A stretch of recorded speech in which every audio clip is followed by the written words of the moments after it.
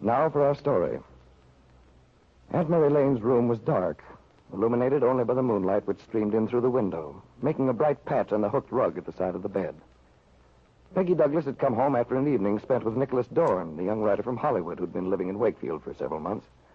Noticing a light in Lefty Larkin's house near the highway, Peggy'd gone out to talk to him for a while.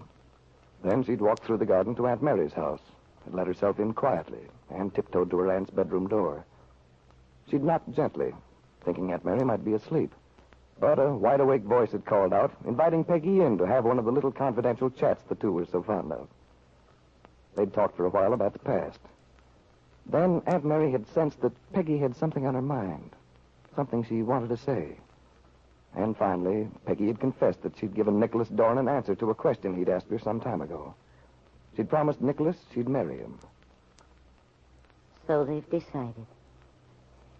I had so hoped that I'd convinced them it would be wiser to wait.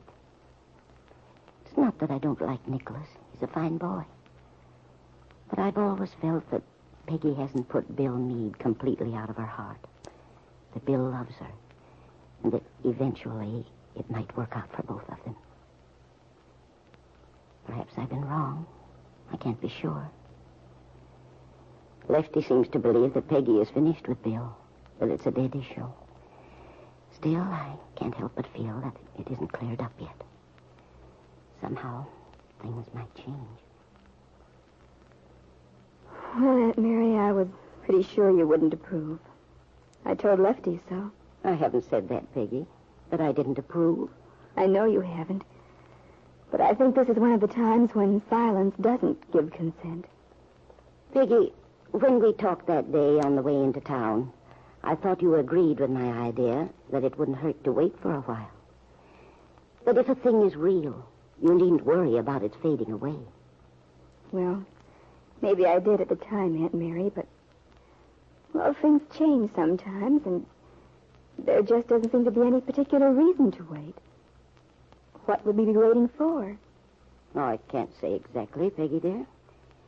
It just seems to me that it might be unwise to rush into a marriage which will affect your whole life. Well, I might as well rush into a marriage as spend my time being, well, pulled first one way and then another, never being let alone. What do you mean, Peggy? Well, every time I go into Wakefield, practically, I run into something to remind me of Bill and all that miserable time I had. If it isn't Jessie Ward, it's Mr. Calvert. Everybody tells a different story, but whatever they say, it always upsets me. And on top of that, you and Jane. Seems to me the whole world is determined not to let me forget. So I want something definite, something real I can count on. Peggy, do you realize what you're saying? I think I do, Aunt Mary. I'm saying that Nicholas Dorn, who is a very fine person, wants to marry me and have a good life together. And so... No, Peggy, that's not what you're saying. You're telling me that you're still very much affected by anything connected with Bill Meade. But rather than wait and be sure, try to give him the benefit of the doubt and see what he does intend to do.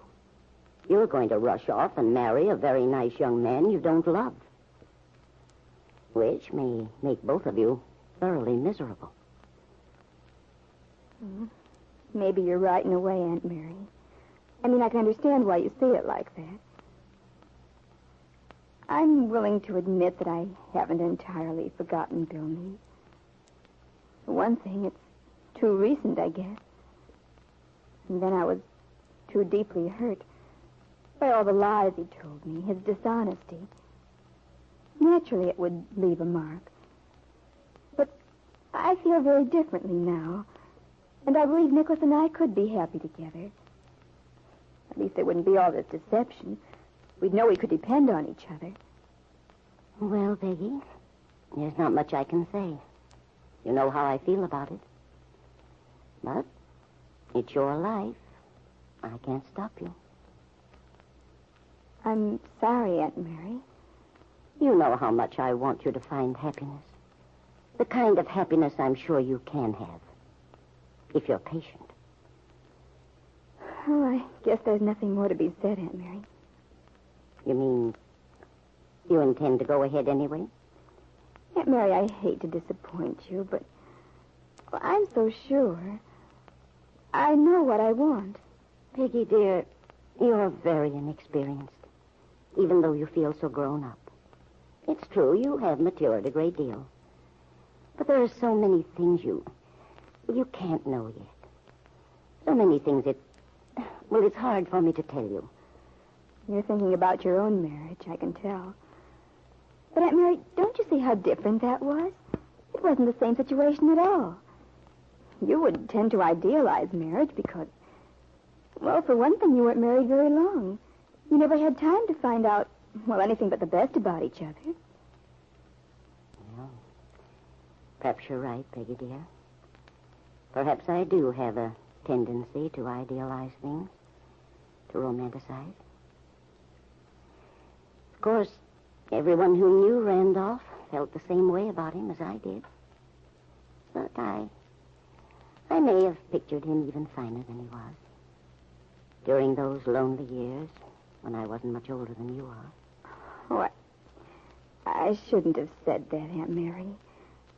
I know Uncle Randolph was a wonderful person. But, well, sometimes I do think you're inclined to be almost a little too tolerant of people. Do you, Peggy? Honestly. Well, for instance, Bill.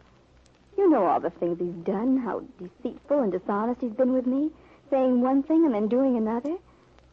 Yet, you go on believing in him, trying to find some justification. I may be wrong about Bill, Peggy. I can't say definitely. None of us can, yet. But in general, I'm afraid I'll have to go on believing the best of people. It's a funny thing. But I've seen it happen so many times in my life. If you believe in a person, try to help him somehow. Usually you'll find that he appreciates it, wants to return your kindness. Just believing in him makes him a better person. It makes friendliness and tolerance and warmth in the world, instead of hate and bitterness. Aunt Mary, I think you're terribly right about trying to believe that people are good inside. That's why I love you so much. And everyone else does, too, because you live that way. Well, I didn't mean to give you a sermon, Peggy. It just sort of came out without my expecting it. I'm glad it did. But we were talking about you and Nicholas. Yes. You know, I've never forbidden you to do anything, Peggy. That's true. The only thing I'm concerned about is your happiness. A lasting sort of happiness. I know that. I only wish... What, Peggy? Well, I wish I could agree with you this time, as I usually have in the past, but... Well, I just can't, that's all. Not about Nicholas and me. And marriage. Well, people can't agree about things all the time. Besides, I can make mistakes. It's not a mistake, exactly. It's just that we're such different people, and the situation is what it is. Yes, dear. I wish I didn't feel this way. I'd much rather agree with you, Aunt Mary. I know you would, dear. Why don't you think over what I've said a little longer? All right, I'll think it over, but I believe I can tell you now that it won't change anything. Well, good night. Good night, dear. Sleep well, Aunt Mary. But after the young girl had left, sleep didn't come to Mary Lane. She sighed, lay back against her pillow, and reviewed her conversation with Peggy. She hoped she hadn't made a mistake, hadn't given Peggy a false hope, which might affect the girl, even though she didn't admit it to herself, regarding Bill Meade. But Peggy was so determined, it seemed, to carry through her plan to marry Nicholas Dorn. You might feel better, Aunt Mary, if you knew that Bill Meade is determined to clarify the situation between him and his wife, Kit. Determined to be free to speak his true feelings. But will it be too late then?